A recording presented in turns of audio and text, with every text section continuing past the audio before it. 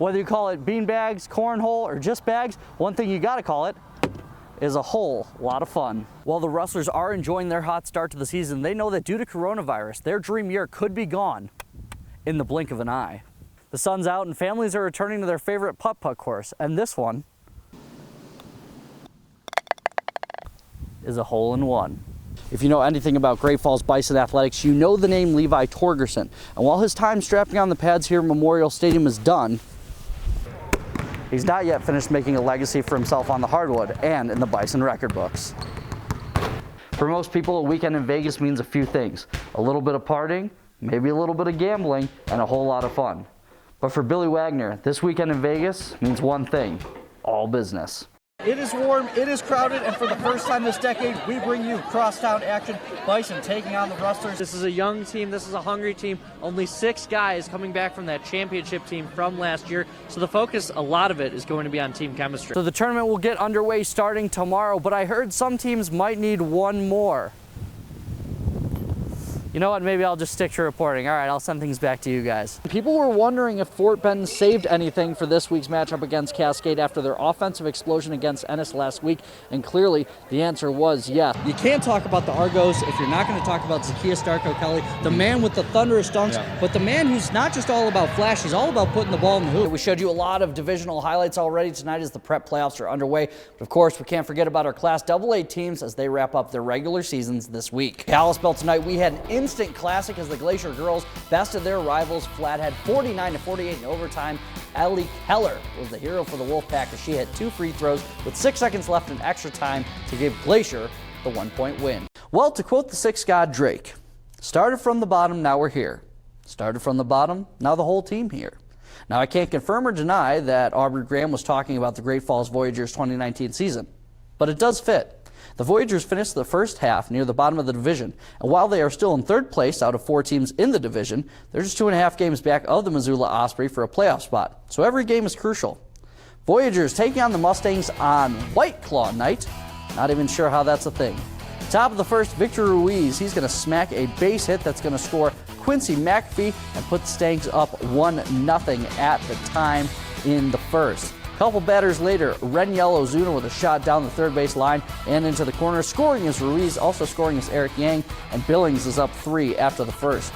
The Voyagers, they're going to come back with a little offense of their own. Bottom first, slamming Sammy Abbott with a base hit. That's going to score Luis Curbelo and Luis Mieses, bringing the Voyagers to within 1. That game has just gone final. Voyagers walk it off with an 8-7 victory. But Tony Froelich fair, sending it back like cold soup at a diner. Almost. Looking for a receiver, he finds Teague Fought up the middle for a big pickup, but the drive stalls out just like my car. If you know anything about Great Falls Bison Athletics, you know the name Levi Torgerson. And while his time strapping on the pads here at Memorial Stadium is done, he's not yet finished making a legacy for himself on the hardwood and in the Bison record books. Extremely competitive and very hard worker. One of the hardest workers on the team. His coaches take any chance they can get to rant about someone they consider to be a coach's player. Every football team needs a guy that's a go-to guy, a guy that can get the job done, a guy that you design, your offense or maybe even possibly your defense around. Levi is the youngest of 3 Torgerson boys, all 3 of whom have come through Great Falls High and made a big impact in their respective sports. He's the last in a fairly long line, probably about 10 years of Torgersons.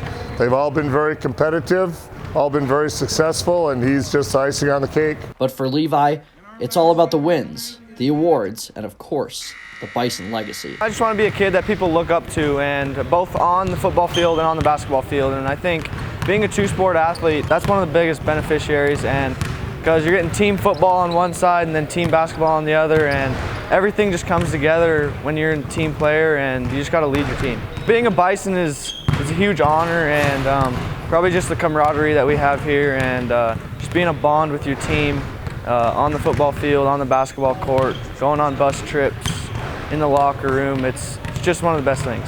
His coaches will miss him, that's no doubt. And replacing a Torgerson, whether it be Levi or one of his brothers, doesn't come easy. I guess the biggest thing is that, you always kind of knew you could. There was that one guy out there that you could count on. Whether it be offensively, defensively, special teams, whatever it was. He's proved himself to be, I don't know, in my opinion, I'm sure he's going to go down as one of the better players ever at that school. what he accomplished this year as a senior. In terms of how many times he made all-conference and all-state teams, I don't think that's ever even been close at Great Falls High. As for after high school, Levi will be announcing his post-grad plans after basketball season wraps up. Reporting in Great Falls, Leo Goldman, SWX. I was willing to do whatever it takes to get back out onto the field. On Friday, the Fort Benton Longhorns came into Belt for a matchup with the Huskies, two undefeated teams competing for Northern Class C bragging rights. Fort Benton got the 50-24 victory, but the story of the game wasn't the Longhorn shutdown defense or the high-powered offense. It was the wrapped like a holiday present elbow of Jace Thompson. Thompson hurt his elbow in Week 3 against Cascade, and after seeing a specialist, it was determined that it wasn't just a sprain.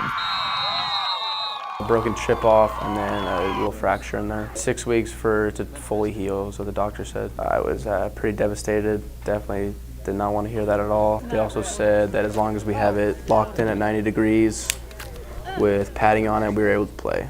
There was a chance his final season at Fort Benton was over. But last year, the Longhorns had Max Lane, a senior who played half of the 2019 football season on a torn ACL, and then played a basketball season as well.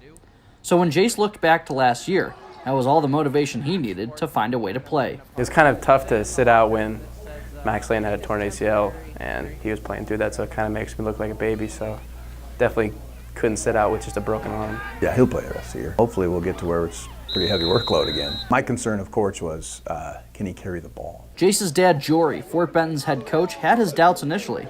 After all, he's not just looking after another player. He's looking after his own flesh and blood. It was probably easier because I knew what his dad thought. So as the coach, I knew what his mom and dad thought, and I knew that they were both okay with him playing. And there's risk in everything in life, and he wasn't going to not play. He told me all week before the Belt game, my arm's broke, Dad. My legs aren't broke. Jace ran for 2 touchdowns in the win over Belt, despite only playing in 1 quarter. It looks like for the rest of the season, the Longhorns won't just be getting touchdowns from him, they'll also be getting some extra heart.